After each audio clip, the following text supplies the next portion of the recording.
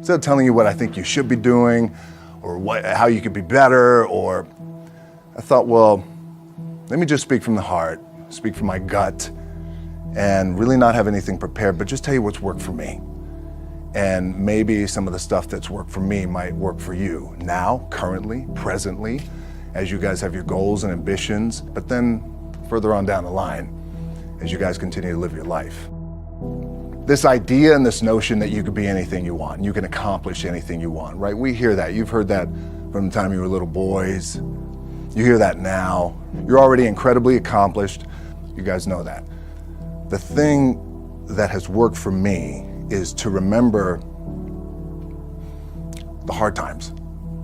So, and I'm sure you guys all have your processes. And again, I'm going to tell you what's worked for me.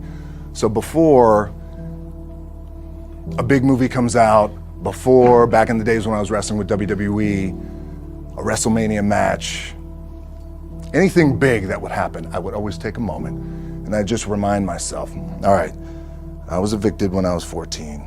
We were kicked off the island. We couldn't live in Hawaii. Had no place to live. A lot of shit happened then when I moved to Nashville. I was arrested multiple times by the time I was 16 years old.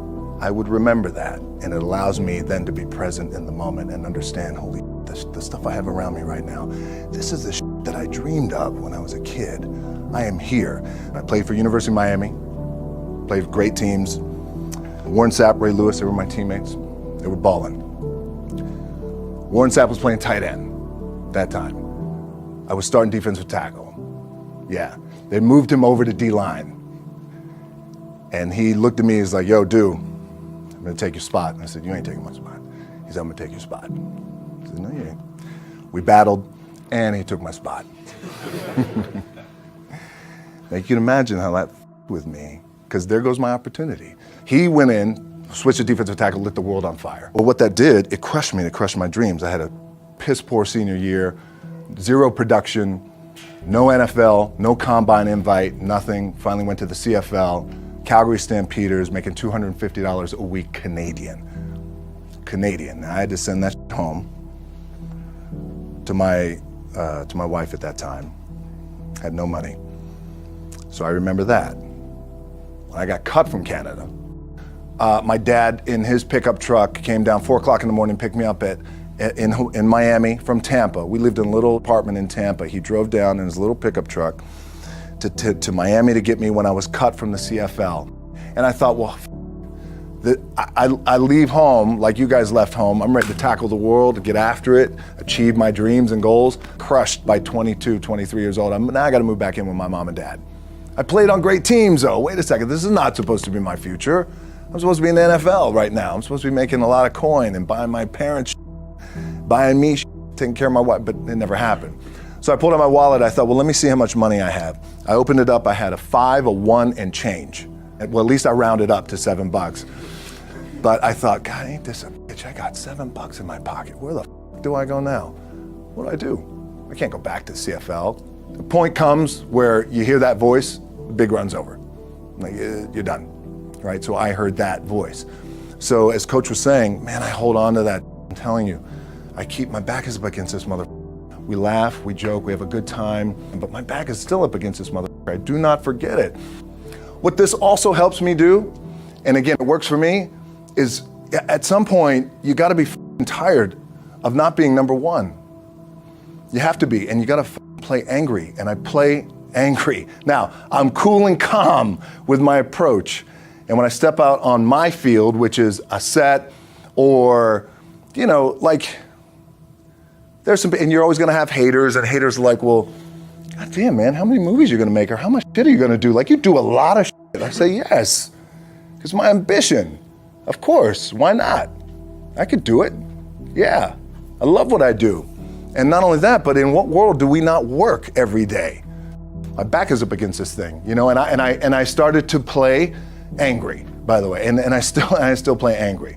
My last match, Brock Lesnar, transitioned, and I realized if I had to be great at something, I wanted to be great in this world of Hollywood and movie making and producing and entertainment, I had to commit, and like you guys have to commit. Obviously, you commit to something, commit to the goal. So I quietly retired. 2 years later, I thought, what did I do with my career? Because my movies were not doing well. I was written off. It was around 2006, 2007. I was like, I pulled a Jim Brown.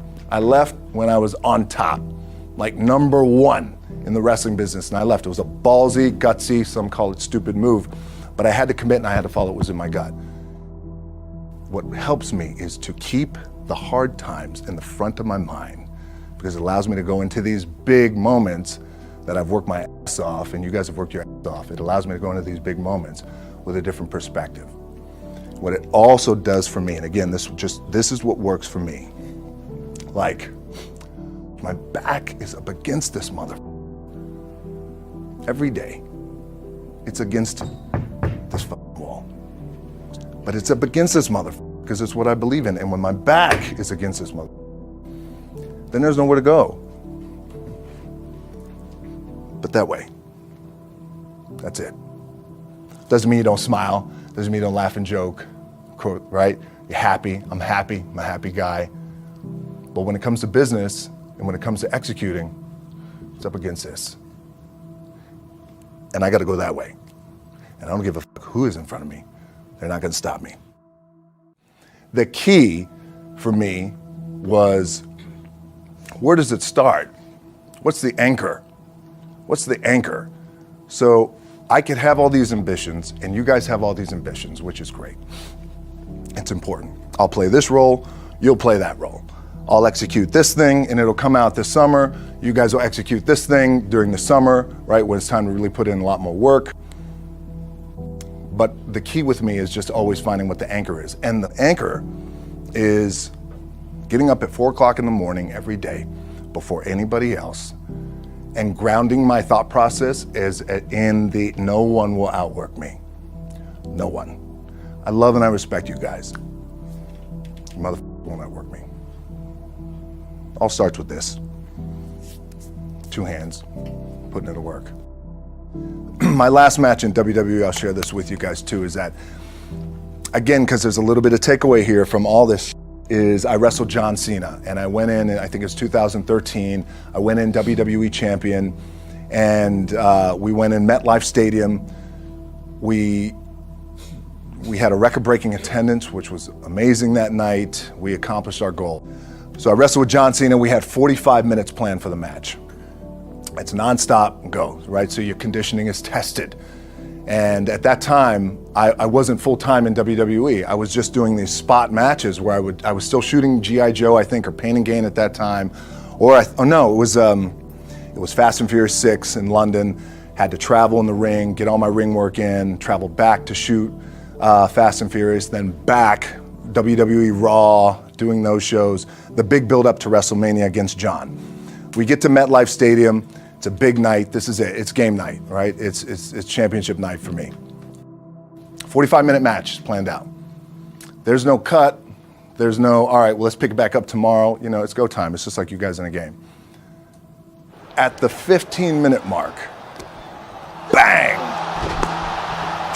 I feel something pop. I'm like, boom, what the I'm laying there, and both of us are out.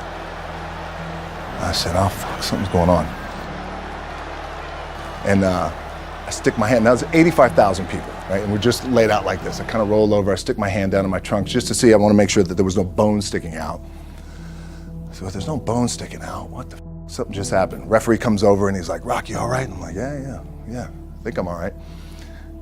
I said, I get up, I go to step, and I can't step.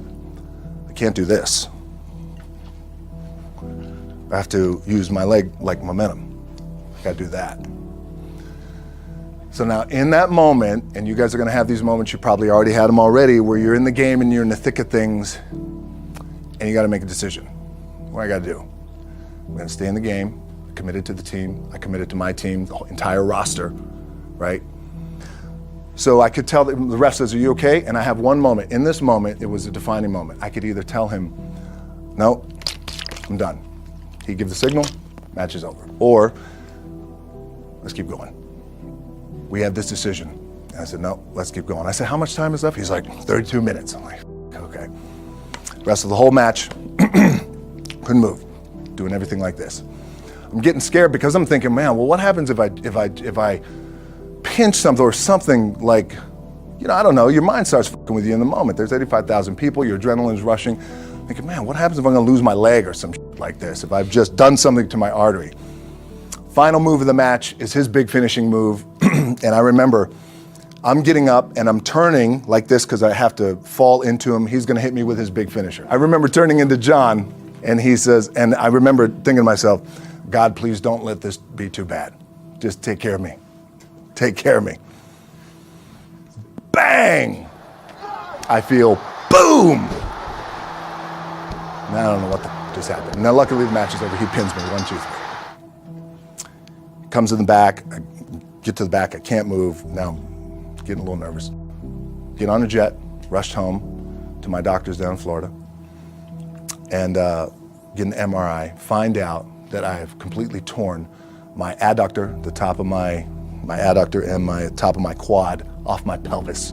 What I was proud of was to walk out on my own, but not only that, but in this moment where the odds are against you, people are watching, your team's depending on you, you either say, I'm done, or this whatever the is going on, it's temporary, and it may fuck me up at some point down the road, but I'm not gonna let this opportunity go by without giving it my all. As you guys know, there's nothing you can't accomplish. You're gonna go on, you're gonna become world champions. The key for me, what I think one of the keys is, remember where you came from, keep that in the front of your mind, and when shit goes bad and it goes sideways, a lot of shit does, you're getting booed out of the building, or you're coming through this injury, or people are writing you off, oh, you guys ain't make it, any of that, you gotta keep it in here. And it really has to, it should drive you, it should. It works for me, it should drive you.